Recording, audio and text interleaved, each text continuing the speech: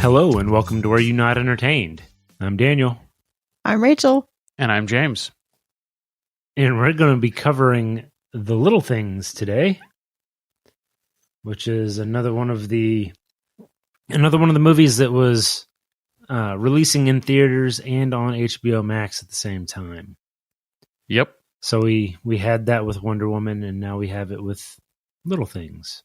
I love it. It's wonderful. Yeah, the release at home. Yep. Yeah. I hope this is turns out to be a profitable business model, and I don't want theaters to die, which I know might be the end of them, but if I didn't get to go to the theater, that would be terrible. I don't want that to happen. But man, I really, really like just being lazy. Yeah. Well, and I don't feel... Or at least having the option. You're right. Well, I don't feel so bad because I do the AMC A-list, so yeah, it's a subscription service. So they're getting your money. I pay them every month anyway. Yeah. So I'm at least trying to help them stay alive. Right. And I did go see a movie in theaters like a week or two ago, and it was the best experience ever. Because nobody's there. Well, I forgot how much fun it is to get popcorn and a giant soda and sit in this big theater and listen to other people cough and eat their candies. And it's just... Coughing. Yeah. I don't know about the coughing part. It's just, but you just forget what it's like to be out at a movie theater, or at least with what's been going on. It's been such a long time. It's like a nice reset. Yeah. I think it got kind of normal, and now it's special again. Yeah. Yeah, that's fair. I think we'll see a lot of things. Yeah, a lot of things public are going to be like that here in a couple of years. Right. Going to be fun again. Yeah. Oh my gosh. And then they'll renormalize.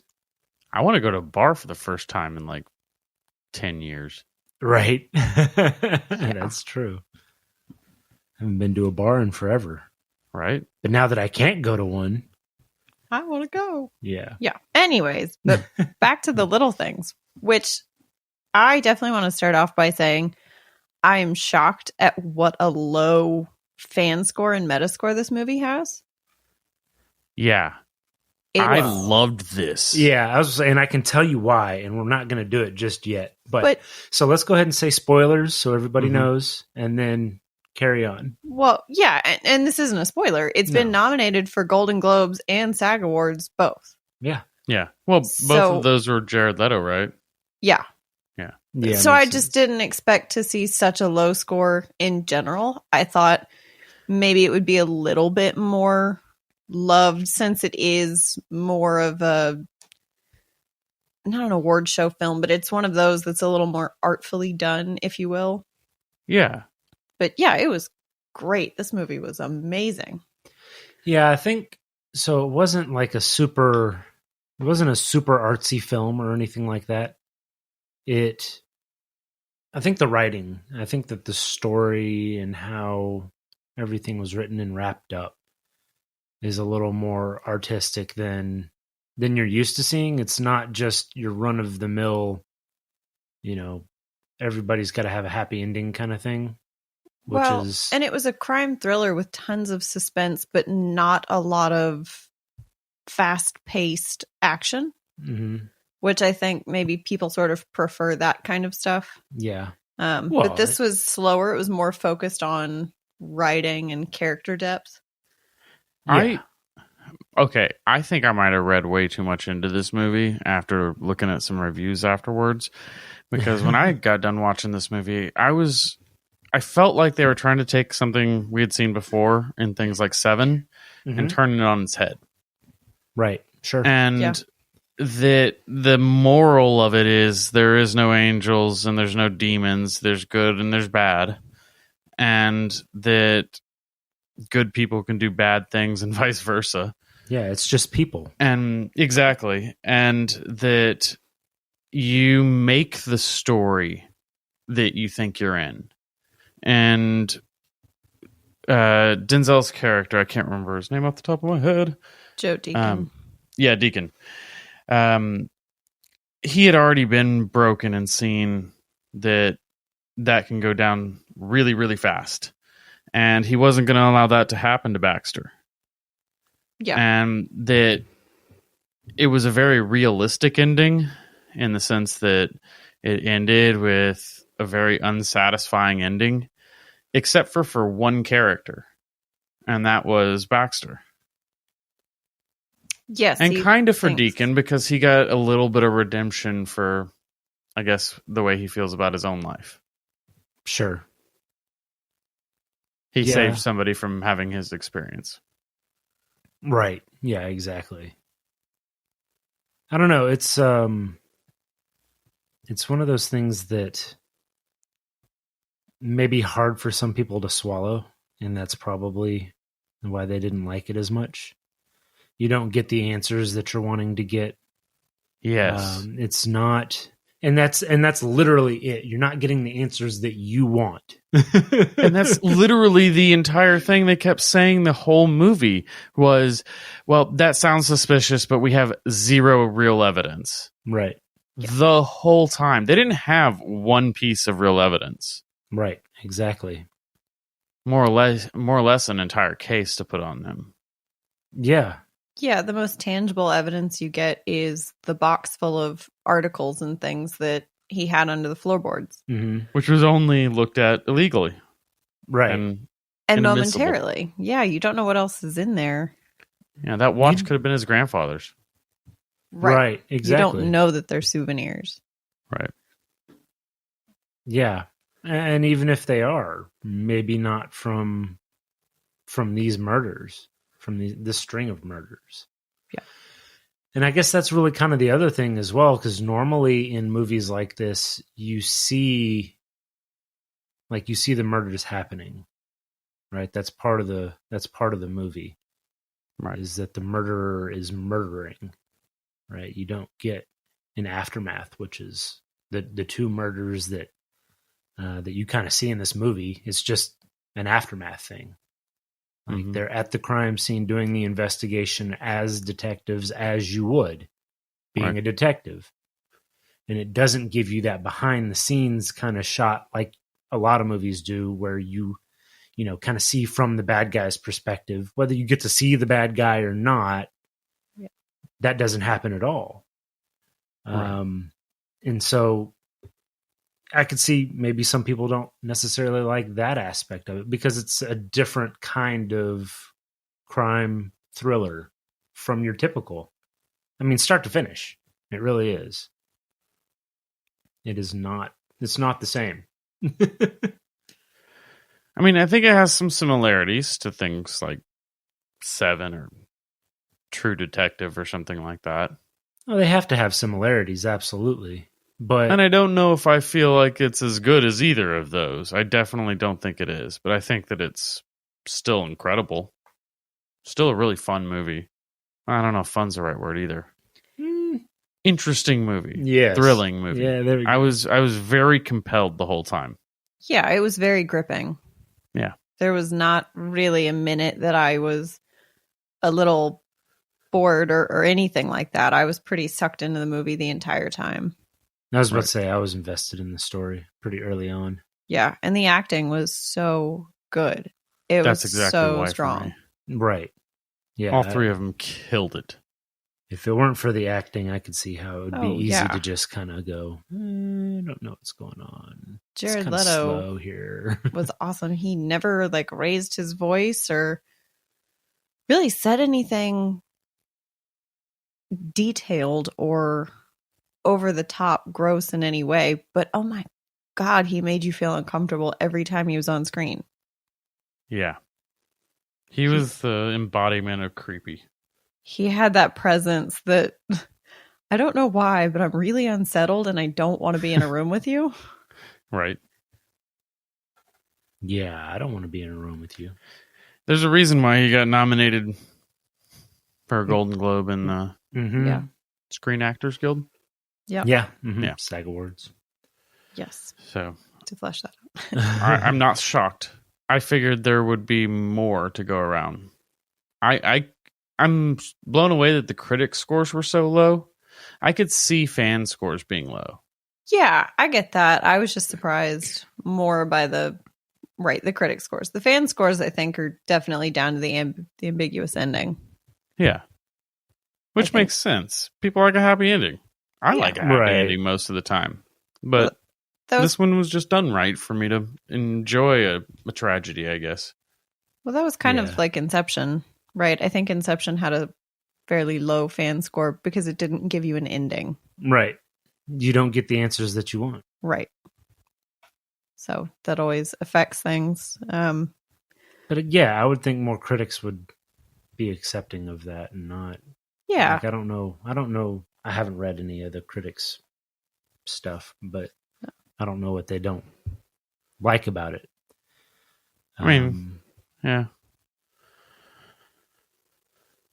No, and I really like Denzel Washington's character in this as well. He does such a good job of being very in control. Like, you can tell he knows what he's doing and he's very, very good at his job, but you can also sort of feel this undercurrent of he could very easily topple. Right. And I like that. I like that there's just the hint of sort of manic, if I get a little too worked up, it's not going to go well. You almost see that in the interrogation. Yeah, absolutely. Yeah. Well, because he's got these ghosts following him around. Yeah, the way he sort of mutters to himself and has little phrases he repeats.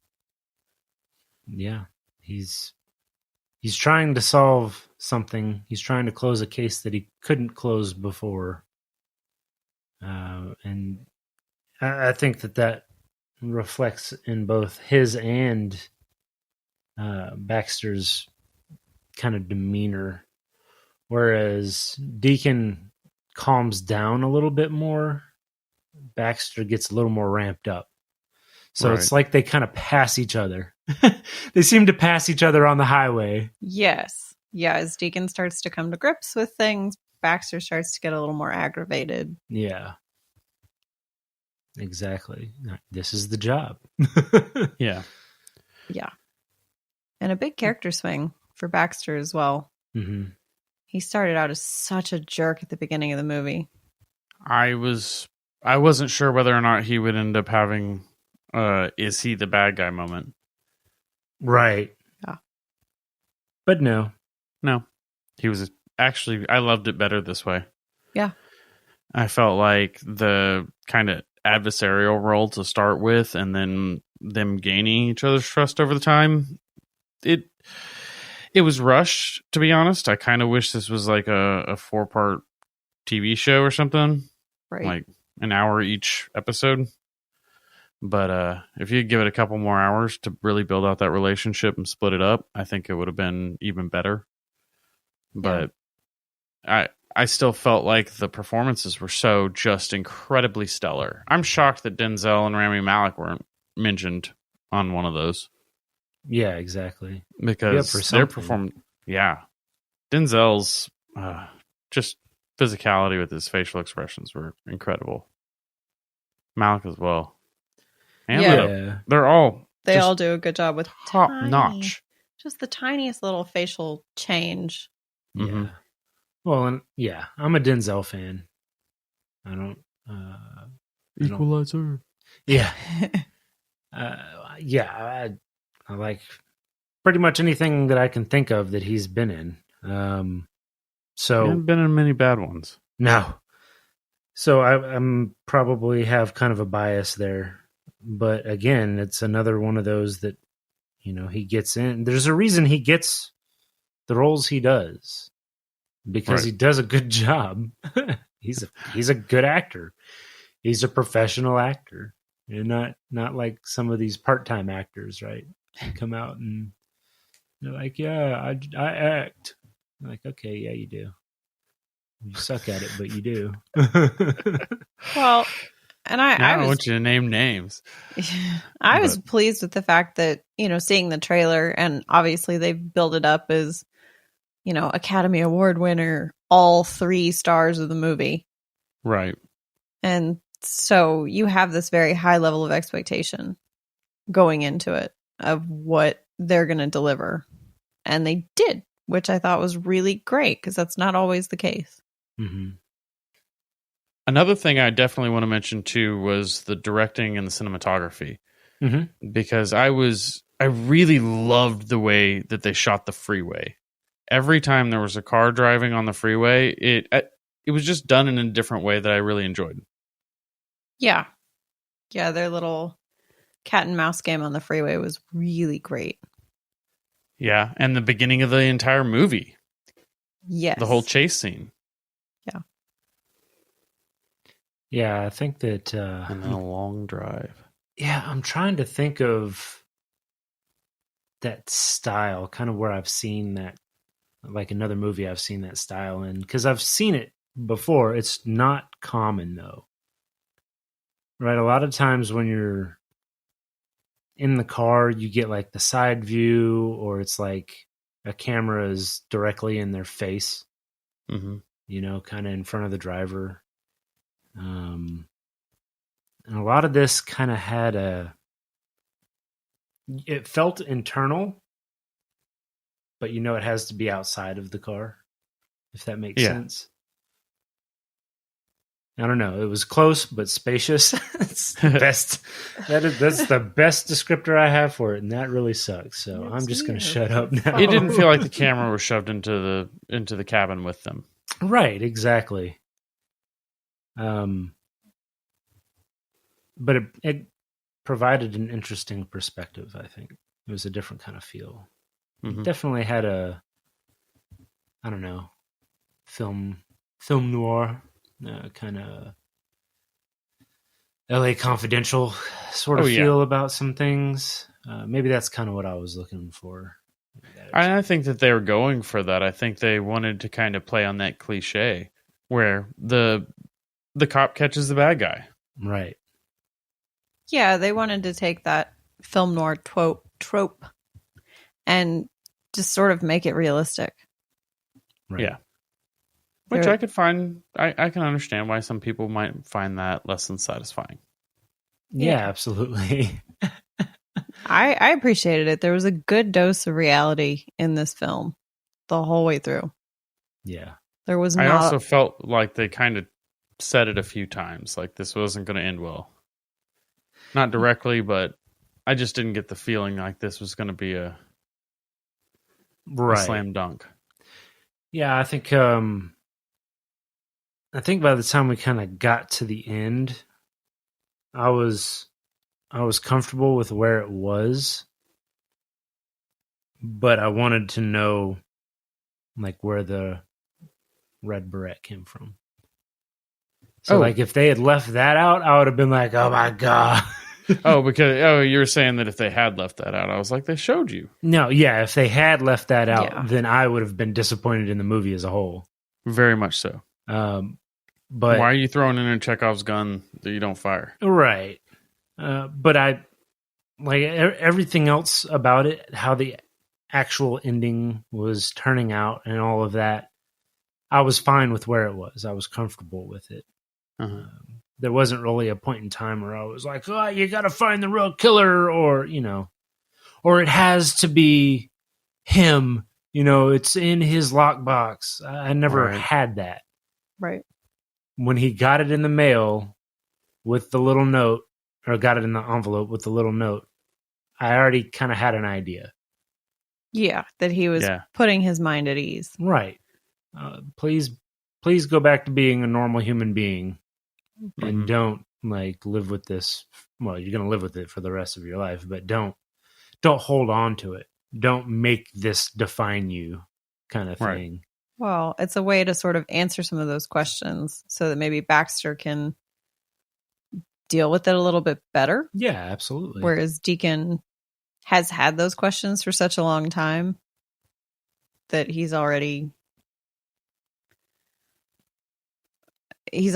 knows. Yeah. He's been crushed by it already. The lack I was of going to say, it's ruined him already. Yeah. Thank you. I couldn't think of the word I wanted. Yeah. No, it absolutely has. In a different situation, too. There wasn't any... Like, there's no putting that back in the box. Right. Yeah. The red beret at least was a way to put that back in the box. Right. And it does. Exactly. Jared Leto's character is creepy enough. It does leave you with the feeling of like, even if he didn't do this, he has to have done something. Yeah, exactly. I feel like that shovel he's to the pretty face was unlikable. justified. he was pretty unlikable. Yes, Yeah. he certainly was. Well, and then that also brings up the whole question of justice. Just because he's unlikable, does he get to be hit in the head with a shovel and buried in the boondocks? You know, like I don't know that. No, but that also kind of speaks to the justice system here as well. It's very it's very easy to have somebody that's on trial for something being judged for how people perceive them without knowing them. Yeah. Right. And not necessarily on did they do something bad or not. Right. They did. Like, you just look creepy as hell and I don't like you. But does that mean you deserve to go to prison for 15 years? No, Probably not really. I felt like, whether anyone else got this feeling, I felt like they were trying to set up that sort of desert scene as maybe he was going to do something. Like he was. Because yes, I absolutely thought he took Rami Malek out there to kill him. Oh, yeah, well, they kept showing shots of Rami Malek bending over to shovel and showing shots of the gun in his waistband. And I thought that's what was coming next.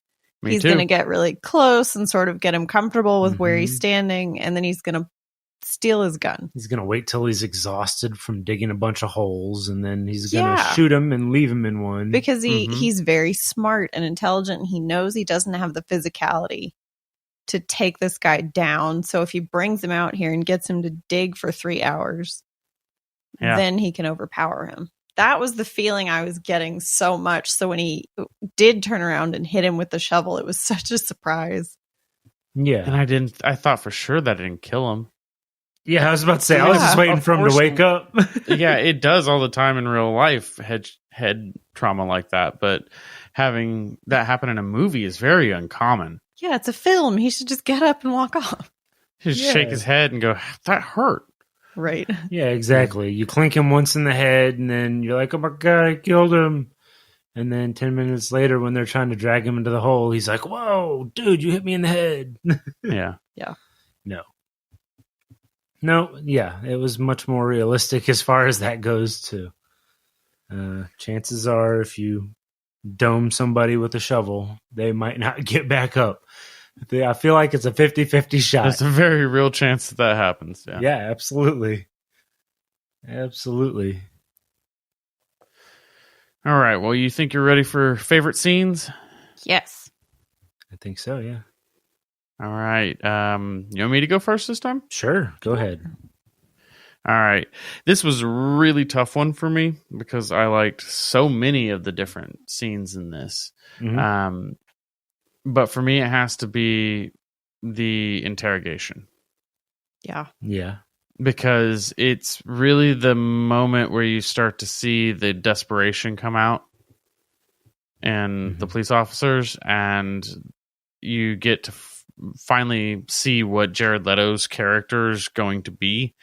And he is a smart, manipulative person and does the role so perfectly. You love to hate him. Yeah. Yeah, absolutely.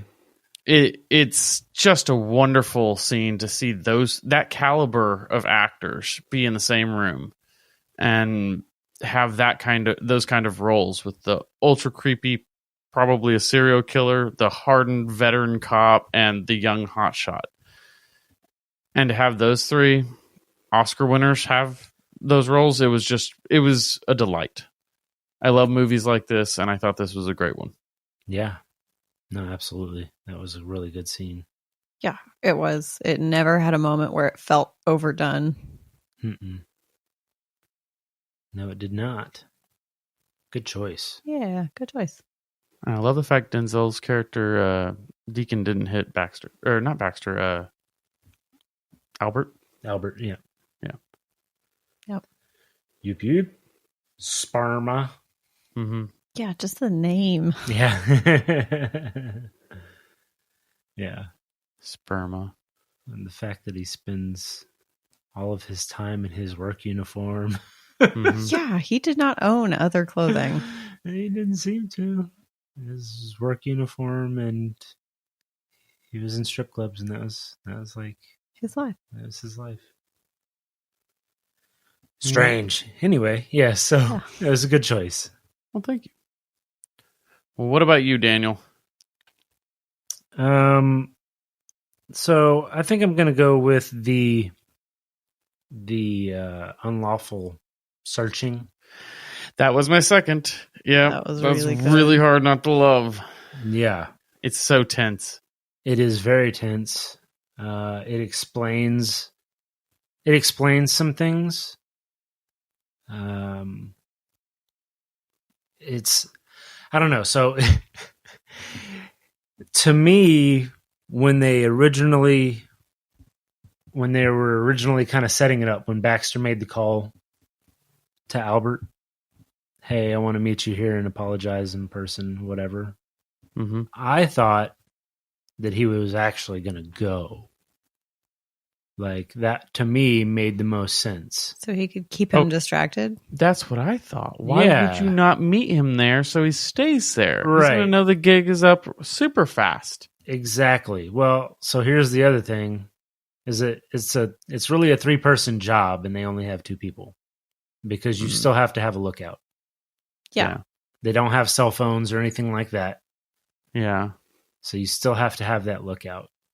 And so, yeah, send them to the place. Let them. I mean, they did park next to a payphone. He could have just put the quarter in and waited to dial. They had pagers. No, but it would have still required, somebody would have to go to meet the guy. Somebody would have to stay to be the lookout, and somebody would have to go inside. Yeah, exactly. Otherwise, when the guy leaves from the place that you're supposed to meet him, are you going to follow him? Yeah. Follow him home? Because he's going to be in his door before you're able to do anything. And it did really illustrate Albert's intelligence and the knowledge he has about how police work. I love that he called an officer down in. Right. Yeah, he knew Don't worry, exactly it's what local. to do. Oh man, I forgot about that line. It's even better now that I know what he did. I didn't even think about that at the time. That is hilarious. When you hear it happen on the police scanner in his apartment too. Well, and so that's the other thing is the police scanner. Because they're like, when he was like, did you give out that information to the press? And he was like, no, I didn't give it out to the press. And the only time it came out was over the scanner. Yeah. Or over the radio is what he said, over the radio. Well, he's got a police scanner. So exactly. It's just another one of those things that kind of pushes you into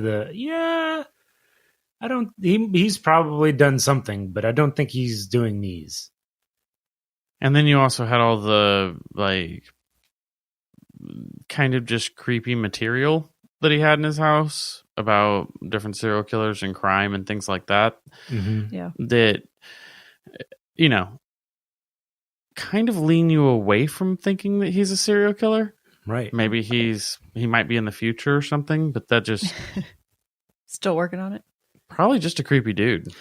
Yeah, even however long ago it was, I doubt he still had the physicality to get 3 women into the woods to kill them for the first crime scene. Right. Yeah. Yeah, there's I don't know why you would have a box full of the newspaper clippings hidden under your floorboards when you have all that other stuff in your house. Yeah. It's not like somebody walks in and isn't going to know what you're into. Yeah, exactly. And so why hide them away if it's not something that you don't want people to associate you with? Well, yeah, it's either he did it or he wants people to think he did. And he just wants to play this incredible game with the cops of, you can think that I've done it, but you'll never be able to prove it because it didn't actually. Well, I just really don't recommend trying to play a game where you pretend to be a serial killer because, maybe you're going to get a shovel to the head. Well, yeah, probably don't taunt a desperate cop out in the middle of nowhere. But they already also mentioned the fact that he went in and signed a confession for another set of murders. Yeah. That they know he didn't commit. Right. He's just crazy. People that confess to murders don't commit murders. Yeah. I don't think that's necessarily hard and fast, but it's very unlikely. Yeah, exactly. It's against all the statistics. Exactly. It's a good thing to profile somebody on. How's that? Right. So yeah, that scene in particular really, it gives you so much information about him, how smart he is, the things he's actually into, how he could have actually found out information that no one else was really privy to unless you were on the police force. You get the knickknacks. So it gives you this air of doubt in your mind about him, but at the same time, you're like, he's just so creepy. Right. Like, it totally could be him. It's enough to keep you thinking it could be him, exactly. and then enough to create doubt. Yeah. It picks you up off of one side and puts you directly on the fence. Yeah. Right before all the other stuff goes down shortly after. It's a good one. I love it. Good one. So that's mine. What about you, Rachel? Very good choice. Yeah. I'm going to pick the scene in the desert. Yeah. I just think... Holes? Yeah. Oh, man. Emotionally, the toll that would take. I don't have a map where X marks the spot. It was just the craziness of him actually getting in that car and going with him is just baffling. And then, yeah, they get there and he digs the first hole. And then he digs the second hole. And it's like, oh, okay. Is this a setup? Yeah. And then, yeah, it just devolves from there. And he keeps digging and there's nothing. And he's getting more and more desperate. Yeah.